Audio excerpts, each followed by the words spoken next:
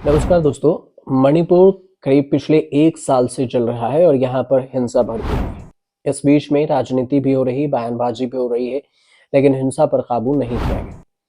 और इस सब के बीच में जो अभी की खबर ये है कि वहाँ से जो एक सीट का समर्थन एनडीए के जो जेडीयू नीतीश कुमार की पार्टी जेडीयू मणिपुर में दे रही थी, वो भी समर्थन वापस लेने की खबर आ रही है। और इस सब का मामला कैसे फंसा है आपको बताते हैं कि वहां पर कैसे बीजेपी से समर्थन वापस ले ली जेडीयू ने। बिहार में आपको इस कहानी की शुरुआत 2005 से करते हैं। बिहार में 2005 से किसी न किसी तरह से सत्ता में जमे हुए हैं नीतीश कुमार, और राष्ट्रीय महत्वाकांक्षा वाले नेता तो माने ही जाते हैं, लेकिन उन्होंने अपनी पार्टी जनता दल यूनाइटेड को राष्ट्रीय पार्टी बनाने की कोई महत्वाकांक्षा नहीं पाली। राष्ट्रीय पार्टी मतलब ऐसी पार्टी जो केरल, तमिलनाडु से लेकर यूपी, बिहार में मजबूत रहे। नीतीश कुमार बिहार और केंद्र की राजनीति से ही खुश हैं, उनको राष्ट्रीय पार्टी नहीं बननी।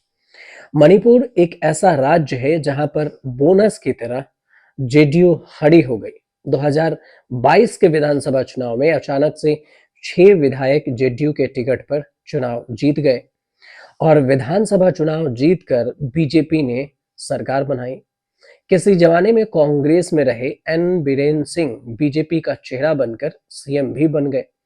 फिर राजनीति कुछ इस तरह पलटी कि 6 में से 5 जेडीयू के विधायक बीजेपी में शामिल हो गए। केंद्र और बिहार में नीतीश कुमार के बनते बिगड़ते संबंधों के बीच बीजेपी ने मणिपुर में जेडीयू की पूरी पार्टी निगल गई।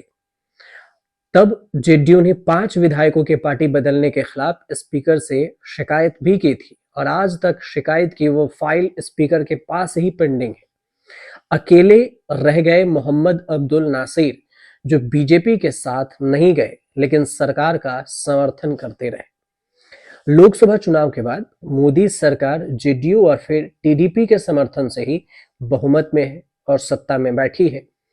ऐसे वक्त में जेडीयू के मणिपुर यूनिट ने राज्यपाल को एक चिट्ठी लिखी और इसमें वीरेंद्र सिंह सरकार के समर्थन वापस लेने का ऐलान कर दिया। राज्यपाल अजय कुमार भल्ला को चिट्ठी लिखी गई और इस चिट्ठी में ये बात दोहराई गई कि मणिपुर में जेडीयू के एकमात्र विधायक मोहम्मद अब्दुल नासिर अब विपक्ष की बेंच पर बैठ रहे हैं। मणिपुर जेडीयू के समर्थन वापस लेने के बाद मणिपुर से बीजेपी की जो एन बीरेन सरकार है उसको कोई खतरा नहीं है। ये तो बस इम्फाल से लेकर पटना और फिर दिल्ली तक कोहराम मचाने वाला ऐलान है। 60 सदस्यों के विधानसभा में बीजेपी ने अकेले 47 सीटें जीती हुई है। नागा पीपल्स फ्रंट के 5 और 3 निर्दलीय विधायकों के समर्थन से 45 का बहुमत अभी भी बीजेपी के पास मणिपुर में है और शायद इसी बहुमत की बदौलत मणिपुर 1 साल से जल रहा है और बीजेपी शांति की लाख प्रयास कर रही है लेकिन शांत नहीं करवा पा रही है। कहने को कह रही है कि केंद्र सरकार वहां पर मणिपुर शांत कराने में हर प्रयास कर रही है, लेकिन मणिपुर को जलने से रोक नहीं पा रही है केंद्र की जो सत्ता है बीजेपी में बैठे हुए सरकार वो। अब इम्फाल में जैसे ही बीजेपी सरकार से समर्थन वापस का हल्ला मचा तो फिर पटना से जेडीयू हाईकमान ने इसे खंडन भी कर दिया। कहा कि कोई समर्थन वापस नहीं हो रही है। मणिपुर यूनिट ने बिना पार्टी से पूछे राज्यपाल को भी लिख दिया और फिर जेडीयू हाईकमान ने मणिपुर यूनिट के जेडीयू अध्यक्ष वीरेंद्र सिंह को अनुशासनहीनता के आरोप में पार्टी से निकाल भी दिया।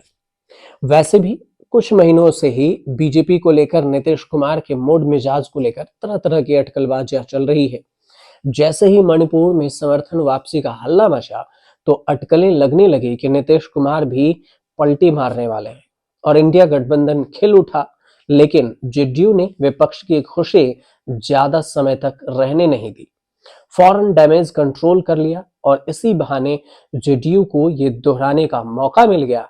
मणिपुर, बिहार के साथ केंद्र में भी जेडीयू पूरी मजबूती के साथ बीजेपी का समर्थन कर रही है। जातीय हिंसा के बाद से मणिपुर मोदी सरकार और बीजेपी के गले में फंसा हुआ है। भारी हिंसा के बाद बीजेपी ने सीएम बीरेंद्र सिंह को हटाया तक नहीं और विपक्ष के लाख दबाव के बाद भी शांति के लिए मोदी मणिपुर जाने के लिए राजी तक नहीं हुए। और हिंसा के बाद मेघालय की कोनराड संगमा की पार्टी नेशनल पीपुल्स पार्टी ने बीजेपी सरकार से समर्थन भी वापस ले लिया। कुकी मूवमेंट नाम की पार्टी ने भी समर्थन वापस ले लिया। मणिपुर में जो मचे तूफान का असर लोकसभा चुनाव पर भी दिखा। मणिपुर में कांग्रेस ने जोरदार वापसी की और 2019 में एक सीट बीजेपी कांग्रेस में बटी थी और अब दोनों सीटें कांग्रेस के पास आ गई। मणिपुर में 2 लोकसभा की सीटें हैं और इस हिसाब से देखें तो लोकसभा में मणिपुर से बीजेपी का स्कोर 0 हो गया, लेकिन राज्यसभा में बीजेपी बहुमत से ज्यादा आंकड़े के साथ हंगामे के बीच में भी और हिंसा के बीच डटकर जमी हुई है। न टस से मस होने का नाम ले रही है, न सीएम को हटाने तक की कोई चर्चा हो रही है। इस बीच ये जेडीयू की एक सीट को लेकर चर्चा थी, इसी पर हमने आपको पूरी जानकारी बताई कि आखिर क्या है पूरा मामला।